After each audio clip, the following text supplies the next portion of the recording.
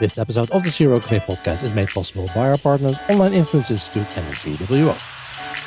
Today I'm talking with Eden Bidani, someone who never thought she would end up in Zero or in marketing, and she will tell you why in just a minute.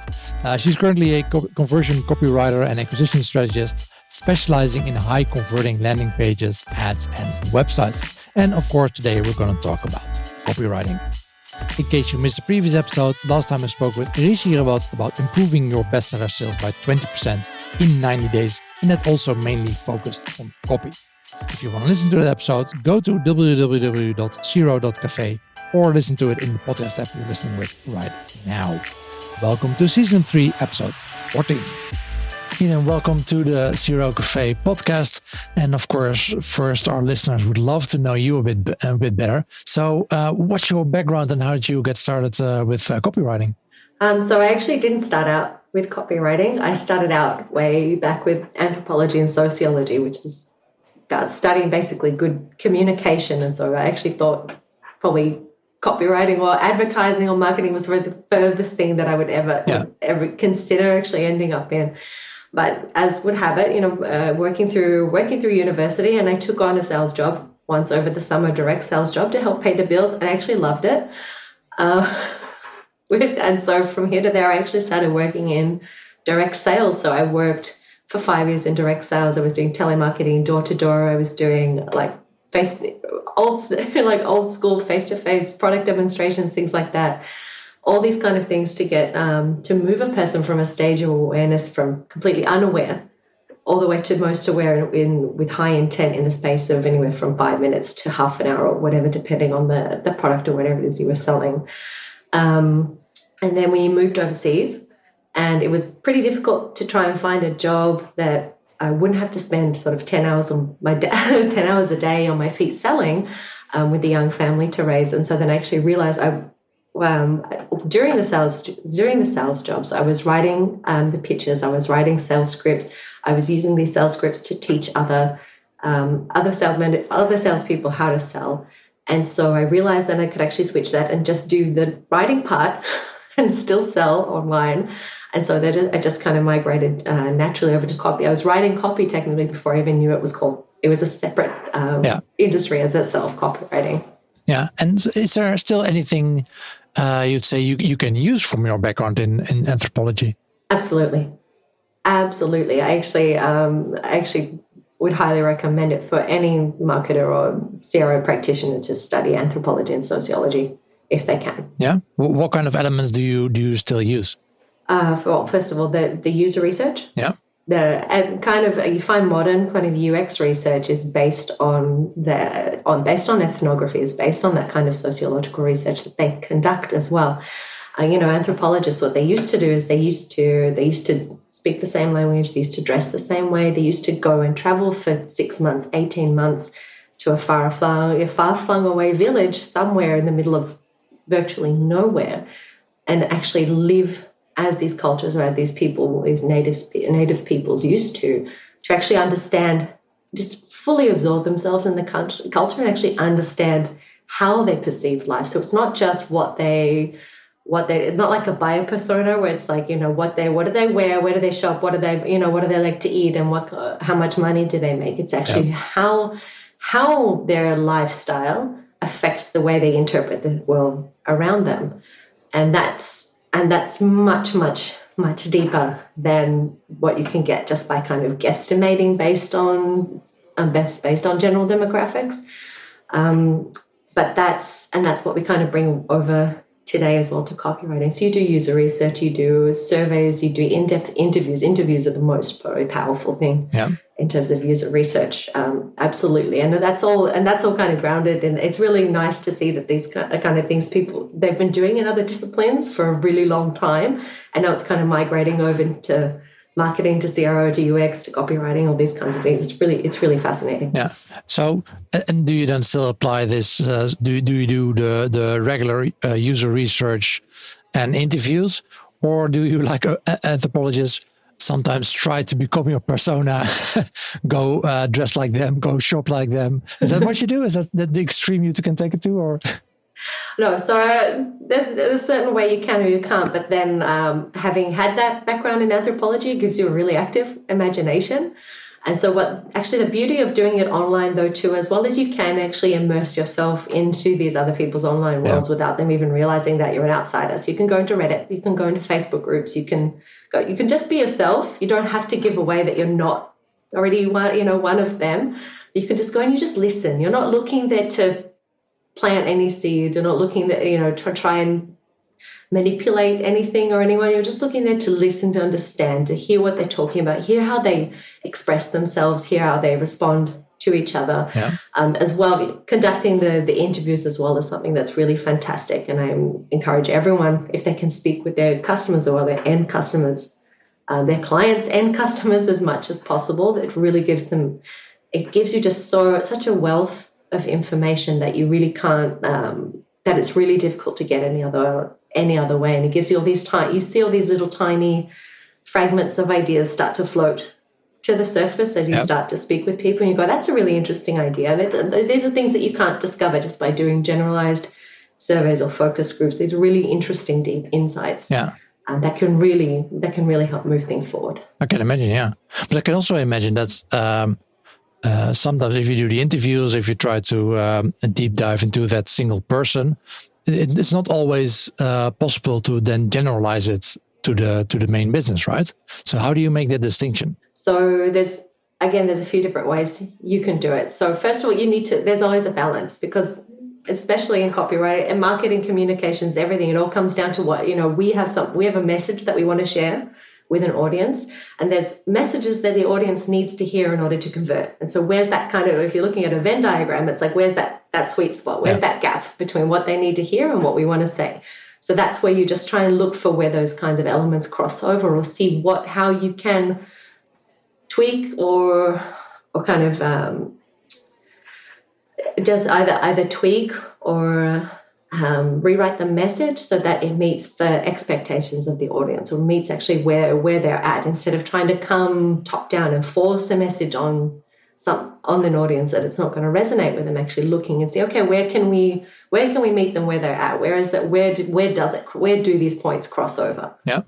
Can you give a couple of examples from, I don't know, recent projects, what you took from the user research and what's been applied to the website? Yeah, absolutely. So there was one I did, it's a significant study, one I did quite a while back with an e-commerce company that they wanted to launch a hearing device. So and now it's a really crowded market. It was not something that could be bought through insurance, but it's a really crowded market. There's so many things on there. There's a lot of stigmas. There's a lot of hard, difficult things going around it. And so one of the things we realized, that dug deep into the research, I dug into the forums, I dug into Reddit forums, dug into what people were discussing about. And a lot of the things that they were talking about with regards to the devices, it had nothing to do with the devices themselves. It was all about how the devices made them feel as a person. So it's having to wear a hearing device.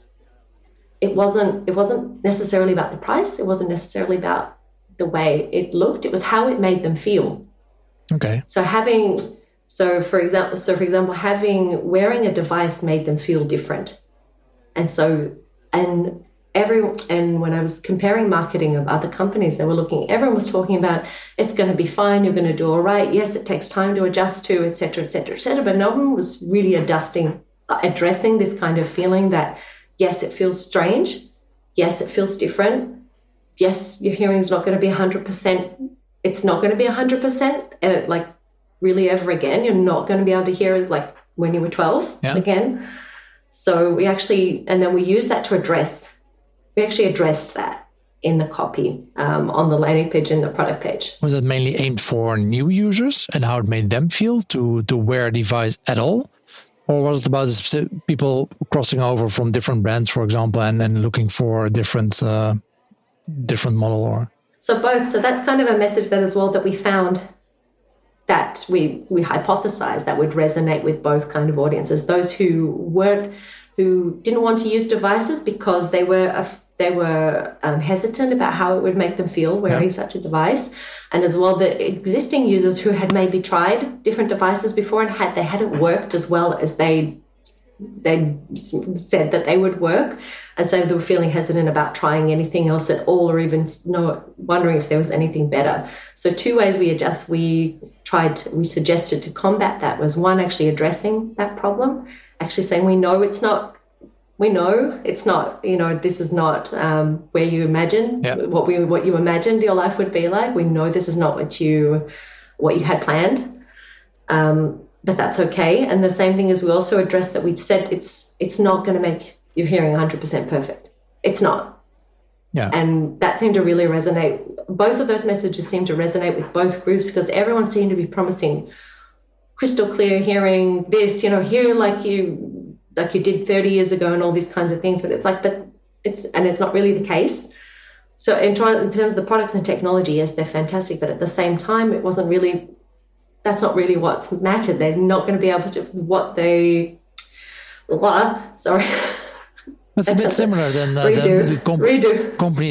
companies selling like light versions of products and pretending they taste exactly the same, but actually they don't. So it might actually help them to say, okay, it's not the same, but at least it's better for your body to take the light version. It's not perfect, but it's 95% there. Exactly. Yeah. It's not like literally that. It's not perfect, and it's not going to be the same, but this is going to help you get close to achieving what you want to achieve with it, and that we found was really powerful. Yeah. Do you know any? So was this measured in an A/B test or something? Or I know that the landing page that we use those messages on is, if I'm not mistaken, it's still the control, and that's probably 1.5 years on that since we did that. Yeah. Nice. And any other experiments you want to or projects you want to highlight? Nothing in particular. I think that's a really big standout. Yeah. One, it's not every day you write a control, so. Yeah, exactly. Yeah. So, what would be your tips for people doing user research, as in doing interviews, maybe hopefully on a regular basis? What would be your tips for them to apply this more to their research and to really live whatever their potential customers are living? So again, it's almost one of the hardest things to do, because when you come, whether you're doing CRO or marketing, wherever you have an agenda. You're working with a company. You want to improve the conversion rates. We want to deliver better user experiences. We want to drive greater revenue. We have an agenda, and it's really hard to put that aside and just listen. Without that kind of clouding of vision. But that's what we really need to try and do, and that's the thing that makes it most powerful. So when you sit down to a user interview, you can have scripts, you can have a question, you can have something to help prompt you if you get stuck, or if there's an awkward pause that just kind of doesn't finish. You can use things to help guide you and prompt you, but try and let it flow as naturally as possible. Try and make them feel comfortable. Try and be aware that you're not just trying to grill this person for information, for the information that you're looking for. You just want them to share in the most open and honest way. And so just to try and make them feel comfortable as well, make them feel like you're actually listening to them at the same time. Will this work? Maybe not. Isn't that what we're all trying to figure out? With VWO, create and A/B test different variations of your website to continuously discover the best performing versions that improve conversions. Stop guessing. Start A/B testing with VWO today. Yeah, it can be really hard, right? If you're working for the company, to be unbiased while doing the user research. It's actually a case for just hiring someone from outside to do the user research, because, well, they are less invested, and it's really hard if you already have that baggage from how the website is working, a couple of issues maybe, why certain things aren't working as they should be. And it's really hard to set that aside while doing user research. Absolutely. So one of the other things is as well, but the most incredible things can come out of doing these user interviews, of these customer interviews. I was working with a SaaS client as well recently, and we started doing the customer interviews, and the feedback was not that good. Yeah. Like it wasn't necessarily that they were struggling the product. The product was good, but there were things connected to the outside of the product that made it difficult for them. So when I presented this information to the client, I said, look, you're not necessarily really happy. There were some good things, but there were also a few not good things. And this is something that you need to take into consideration. Yeah. So but then using that, they were able to pivot their business model. So now they're happy. The new customers they're onboarding are happy. And it's less work for everyone involved. And there's no more friction in terms of that kind of user, that back end of the user experience. And so it's, and they're preparing to relaunch their website soon. So it's hopefully just going to keep going up and up. Yeah. How do you think copywriting is different for web versus offline? It's different. It is and it isn't different. It's funny. I wrote a post about this the other day, but it's we do read, like we read as people. We read online and offline, but it just, as long as it's interesting enough. So people will still read an old-fashioned sales letter online. Yeah. They will read it if it's in Courier New Font and it's got a yellow notepaper background, and those things still convert for various reasons. But if the content is good enough, people will still read it. So in some ways, there are things that you can do. Online, obviously, you can test a lot more frequently, which is great. It's very easy to test, very agile in terms of testing. You can duplicate a landing page multiple times and just change, the headline and see which hooks. Just test a headline, or just test a CTA button copy, or just test, the top 1/3 of a landing page to see how that converts, how it hooks the reader in, and can study that as well. But again, I'm trying to think. There's not a huge amount of difference. People read what's interesting to them, so it's just a matter of the principles of keeping and holding their attention are the same, whether it's online or offline. Yeah.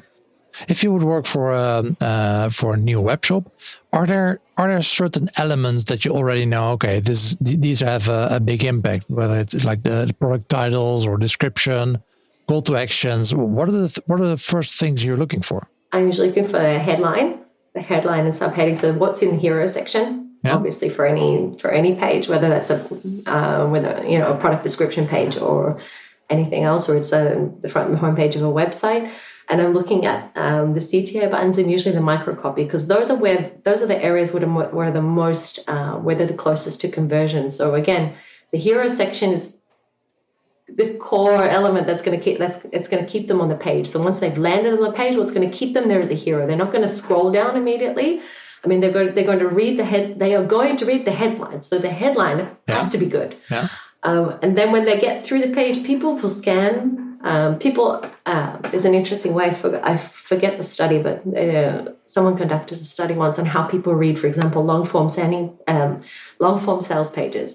So they go to the headline. They'll often scroll all the way down to the bottom to look at the price, and then they'll scroll back up and start reading different sections as they pop out to them. So it's the same. So what's in the headline and what's in the CTA button copy, and what's in the micro copy that's next to it. So what kind of friction is there, or what kind of friction are you removing in terms of to help the conversions move along? So again, that's coming in the headline, meeting them at the stage of awareness where they're at the top of the page, and the CTA where meeting them at the stage of awareness where they are at the bottom of the page. Yeah, so there's a definite hierarchy in how those pages, what people look at first, second, third. Mm-hmm. Yeah. And is it similar for people or for websites that actually focus on text, so more like news websites or blogs? Is it a similar approach than compared to web shops? So again, for products or for online stores, it's slightly different, because you're actually looking for information about a product. Whether it's in news sites, it can be information about a lot of different things. It can be entertainment, it can be educational. It serves a lot of different purposes. So that's again, when it comes to with news sites and news content and blogs, it's usually leaning towards longer form content than short form content, which is kind of what you tend to find on product description pages and the like. Though that's not always. Though there are some really great long-form product description pages, But when it comes to using blogs, so it's a matter of just how well the copy flows in terms of on the page. So we, as humans, we like to read stories. Yeah. Stories excite us. Stories are always interesting. Even if then the message is educational or motivational, it's always interesting to read a story rather than just a dry essay or a journal article or something that has no feeling whatsoever injected into it. We've all read those. So it's a matter of making sure that each sentence kind of flows out of the one before it, so that it really like as if you were opening a novel, so that you would actually want to just keep reading until you've actually read all the way through without even realizing it. Yeah, because you were just enjoying the read. Yeah, I like the way stories make tests flow and get people interested. But I'm wondering how would you apply that to a web shop when maybe you have dozens of hundreds of products? Do you then try to focus on creating one overarching story for the whole shop or whole category, or do you focus on individual products? How would you approach that? That's an interesting question. I think it would depend a lot, obviously, on the brand and the types of products. You could test it. Yeah. You could just test it. There's a lot of different ways you can do it. You can look at creating this overall arching story that serves it's the brand story and it's that strategic narrative kind of woven with the audience, with that audience perspective woven in. Mm-hmm. Or you can look at creating separate kind of strategic narratives that relate to each category of product, depending on, again, what kind of business it is. Yeah. Like if it's cosmetics, if it's facial products, or if it's body products, or if it's bath products or something, there's different ways that you can structure a narrative around those. But you can also have an overarching kind of narrative that explains the entire story, why this company was founded, but not exactly why this company was founded. Yeah, sometimes the product isn't necessarily that special, right? Maybe it's more about the brand story, and the products itself are not that different. I once worked for a shop, and we did a user test where we just removed all the descriptions from all the products, and it actually converted better.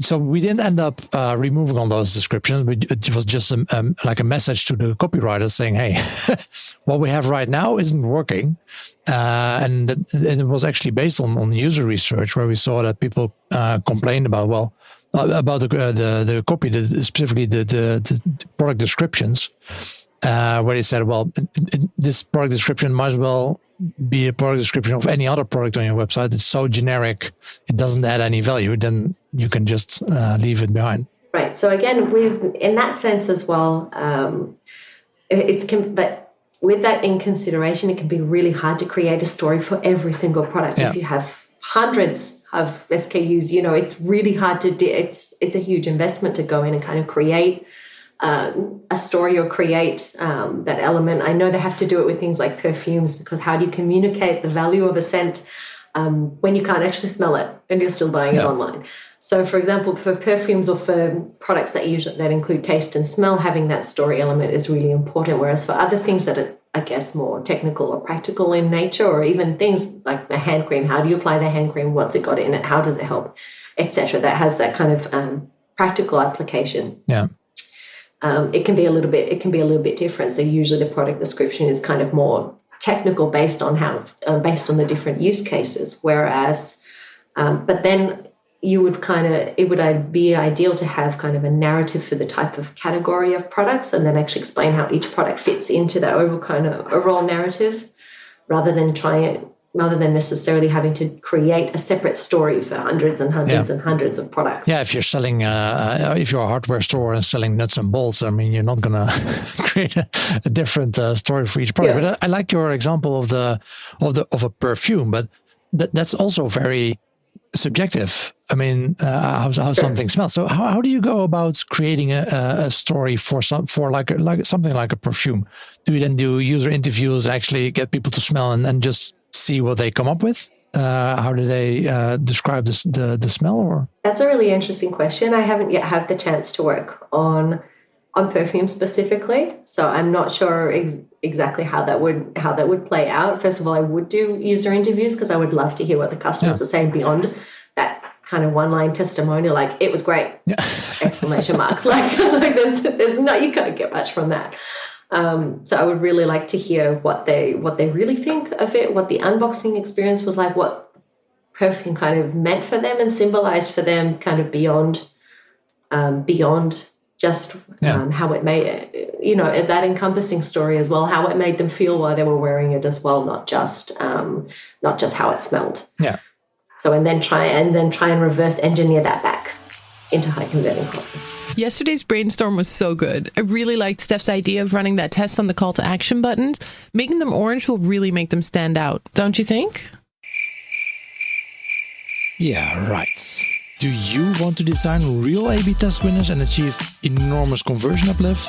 Then stop brainstorming and take a scientific approach.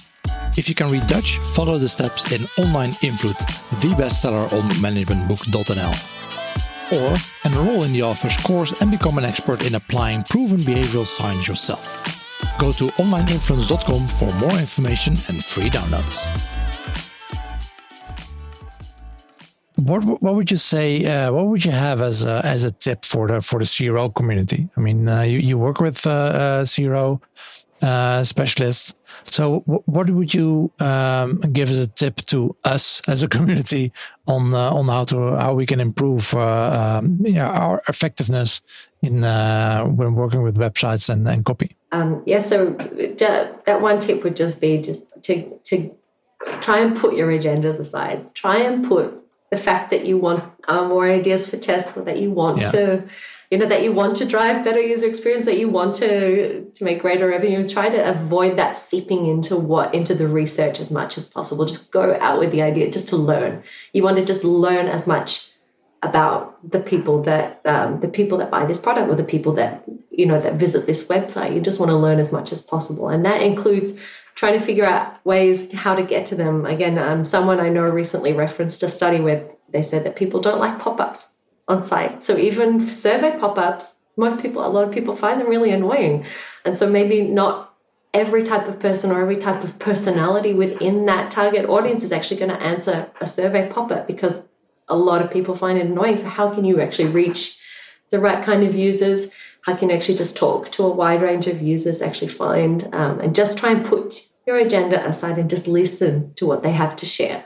And you can find so many incredible ideas coming out of that. And then so you take this golden handful of ideas, and then you look at what you want to test, and you go, oh, this is really easy. Like this, we can test this. We can test this in the copy. We can test this next to the CTA button. People were seeing friction here. People were this here, and that just really just develop a robust test from it. Try to keep an open mind. Yeah, exactly. Don't ask too much questions. Don't just let them play around with your websites. Let them make mistakes. Yeah, exactly. Yeah, I think that's one of the things we all look at, trying to remove friction. Yeah. As in terms of creating better user experiences, but sometimes strategically creating friction can actually drive a better user experience, or it can, and not just for the client, not just for the end customer, but for the company as well. It can help qualify the leads better. It can help the customers segment themselves, for example, and find out that it's not right for them. There's again, mistakes can be a good thing in the process. We always talk about, again, zero friction. Let's make it smooth as possible. Let's convert everyone coming through. But it's actually not always the case. Sometimes we do need to let them make those mistakes to actually, and people will actually be forgiving as well. Sometimes if a link is broken, they will click back. They won't just all abandon the page straight away.